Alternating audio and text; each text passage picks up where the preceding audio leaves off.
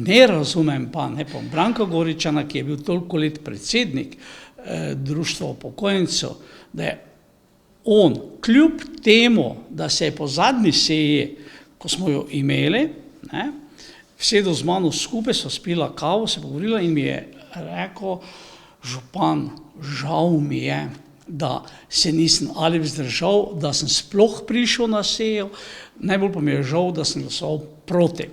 No, in potem sva se pogovarjala, kako dobro, Branko, to je, kak je, kakšna je rešitev. Sem rekel: "Branko, ja, rešitev je edina ta, da skličem ponovno sejo čez 5 dni in da na tisti seji seveda poveš in da jasno popraviš napako, ki si jo sam priznal, ki si jo naredil, in boš glasoval torej ali za ali pa se tudi vzdržal." Potem je bilo razmerje 5:4.